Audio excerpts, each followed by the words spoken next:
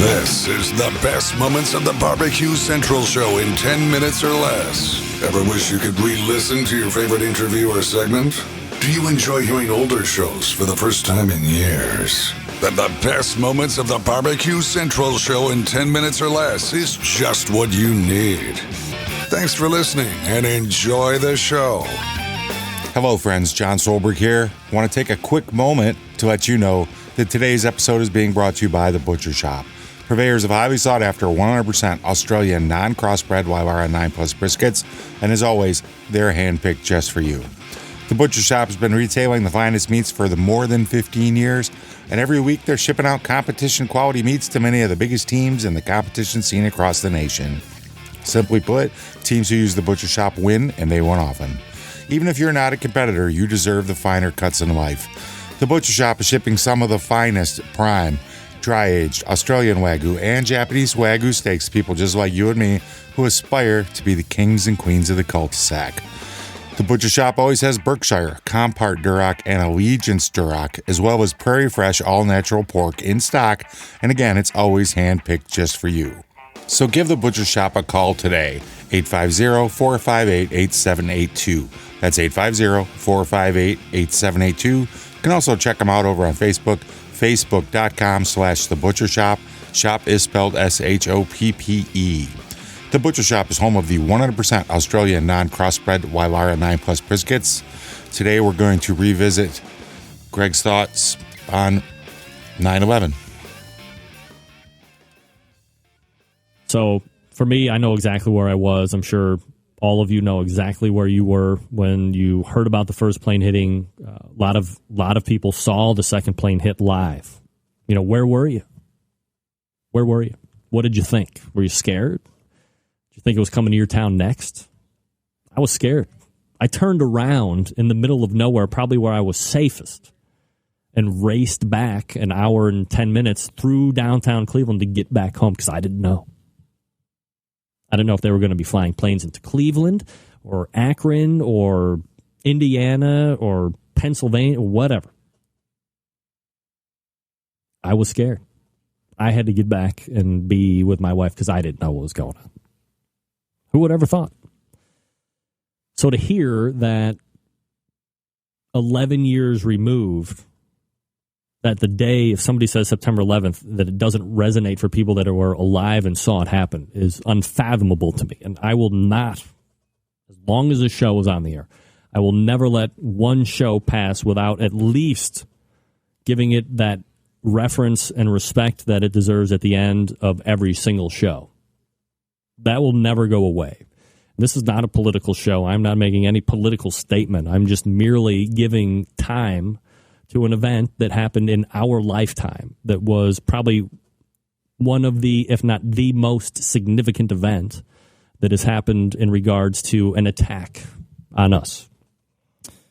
Let me go back to quickly into the chat room here and see what people are weighing in on.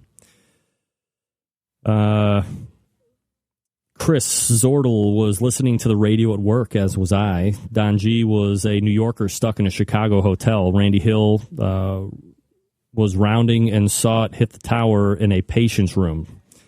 Sylvie Curry still hasn't forgot the day John Kennedy was assassinated.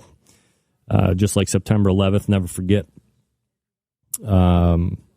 Fred Neville, what is his second job stocking shelves? Dave Haber, changed my life. Just had a newborn baby and felt helpless. I hear that. Grand Rounds in Oklahoma City, one of the residents' husbands was a United pilot. Chris, my son that was leaving for the Air Force also that day wasn't able to go because the plane's being grounded. Mojo Bricks was living in Lincoln, Nebraska, and got a phone call. Was told to turn on the television. David Qualls thought it was the beginning of World War III, Armageddon.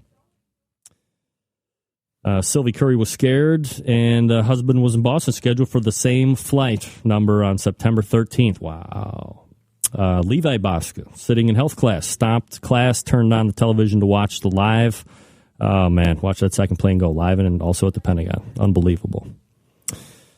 So, a lot of people that are at least in here sharing with us. I am a huge proponent, and there could be a very small majority of people that believe this as I do.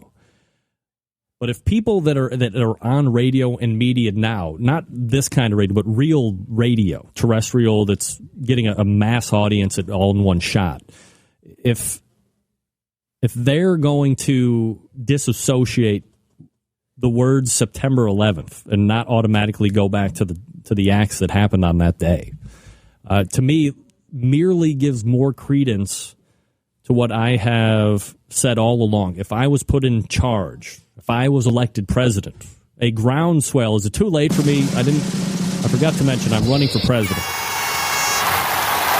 Not really. I would have all of the TV broadcast stations or all these carriers or whatever. I would have each one install a 9/11 channel, and it would have continuous loops of what happened, aftermath. I know people don't want to see planes flying into the buildings over and over again. I want to have the documentaries.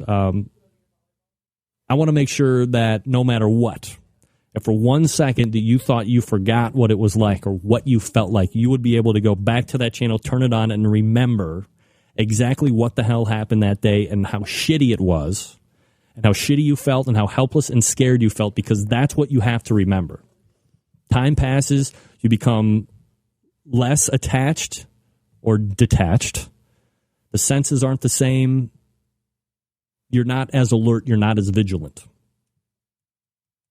So I don't think there is any problem with having a dedicated channel that continually shows that over and over again. So you can bring up the youth with a knowing and a full understanding, because look, 25, 30 years ago, you would not have this technology, this ability to be able to, I won't say relive it, but learn and see it again. And it's painful stuff. Imagine. I mean, can you imagine every year from now on, for as long as these people are alive, everybody, it sounds crazy, but, there were people on those planes. I mean, all of the people that died because they couldn't get out of the fire, because the building collapsed, because the plane slammed in and burned them up on contact because of Jeff, all of those people. There were people on the planes, right? And I hope nobody forgets the fact that when you're watching the planes go in, you're seeing a plane go in, but there's people in the plane and they are dying. I mean, how tough is that for a parent that had somebody on that plane, or a kid that had a parent on that plane, or whatever? I mean, that's what you see, right? That should make it real. That should make you never forget the fact that you could have had somebody on that plane too. And now for the rest of your mortal life until you die, at least once a year, you're going to see the planes go in there and see your loved one die every single time. And it's not going to change. We can never forget that. We can never, ever forget the fact that this happened and that people freaking died for no reason. I'm not talking about tragic events that happen in this country every single day, because it does. I'm not minimizing that. But to not wake up on any September 11th from here, from the day after, from September 12th on and every year past, and not immediately go right back there is not right. And it's not going to happen on my watch, and it's not going to happen on this show's watch. We will make sure that we continue to give it respect on the way out of each and every show. And when September 11th rolls around, if I'm a day late or 2 days before or whatever, we will always do a segment on this show. And if it's the same thing 5 years from now and I'm talking about the same stuff, good, because guess what? We didn't forget. I didn't forget, which means you didn't forget. Because it's a disservice to all of those people that had no ability to do anything except sit there and realize this was it. Which allows me to end on this note. When we talk about tragedy, and then there's been a lot of tragedy over the past year as it relates to barbecue, people losing loved ones. We always go back to the same thing, always tell you the same thing.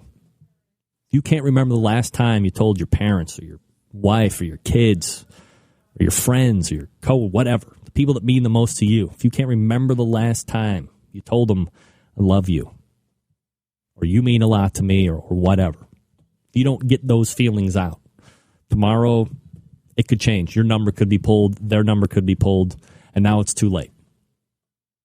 Can't live with regret. So don't. And you got to never forget. I'm thankful for each and every one of you. Thank you so much for listening. Until next time on the Best Moments of the Barbecue Central Show in 10 minutes or less, I'm your host, John Solberg. I do look forward to talking to you again soon.